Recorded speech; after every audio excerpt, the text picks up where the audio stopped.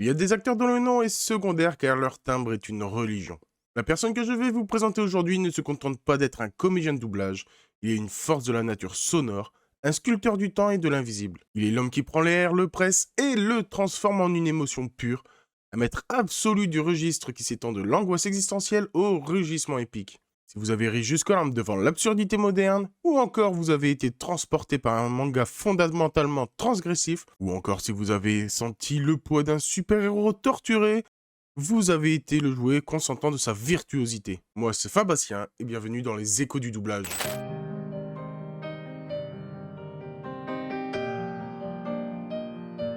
Ah mais non, j'ai pas le temps, on décolle à 5h pour la Thaïlande. J'ai même pas fait les valises. Celui que vous appelez White Steiner n'est autre que moi. Beau boulot, Clint Eastwood. T'es le nouveau shérif? T'es venu nettoyer la ville?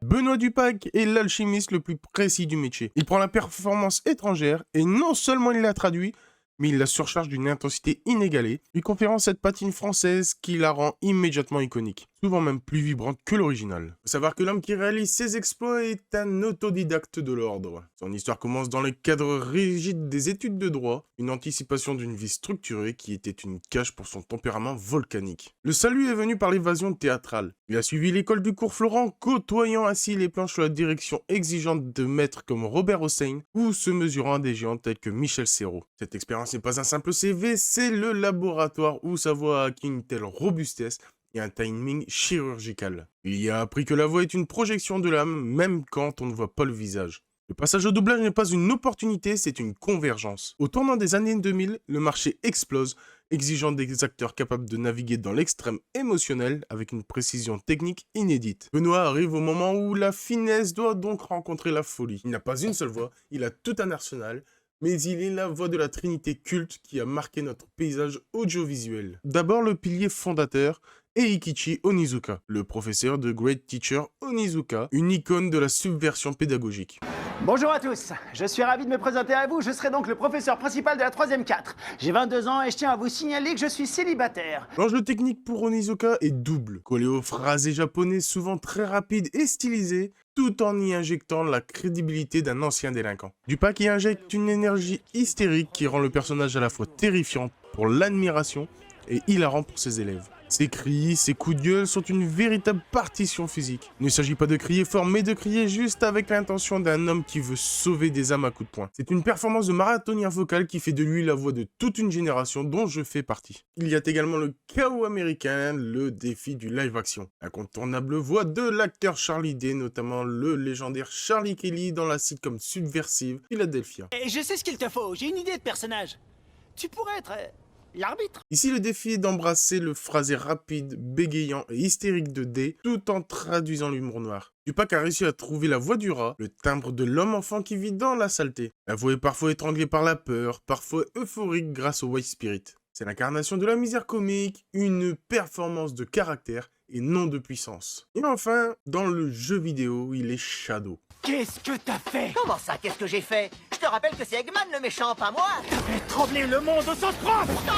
Le rôle exige une retenue totale, la voix de Dupac se fait grave, mesurée, quasi métallique, servant de contrepoint dramatique au joyeux Sonic. Il est la mélancolie incarnée, le poids du passé sur les épaules. Son interprétation ici est magistrale car elle prouve que la puissance de l'acteur ne réside pas dans le volume, mais dans la densité de l'émotion contenue. Ces dernières années, sa carrière a continué de muter, s'attaquant à des rôles d'une complexité émotionnelle inédite, comme Mark Grayson dans Invincible. Pitié, arrêtez, c'est trop! Une salle de bain, ça se ferme pour une bonne raison. Et les parents, normalement, ça parle pas de sexe devant les enfants. Ou l'adorable et anxieux Luigi dans la franchise Super Mario Bros. Vous croyez que je connais tous les humains à moustache qui portent une salopette et une casquette rouge avec leur initiale dessus? Eh ben non, désolé! Mais la carrière de notre comédien du jour ne s'arrête pas à ses propres cordes vocales. Pause. Salut à tous, c'est Amélis. Je vole au secours de la vidéo parce que notre cher Fabastien a parfois la tête dans les étoiles. Il a oublié de vous dire que le film Super Mario Galaxy est déjà sorti. Il est donc en salle actuellement. Alors, allez le voir. Voilà, mission réussie. L'honneur est sauf. Allez, bisous et on reprend.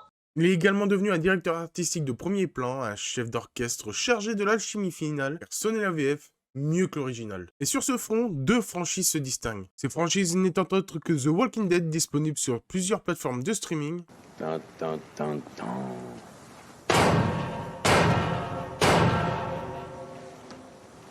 Petit cochon, gentil petit cochon, laissez-moi entrer. ou encore The Boys, disponible sur Prime Video.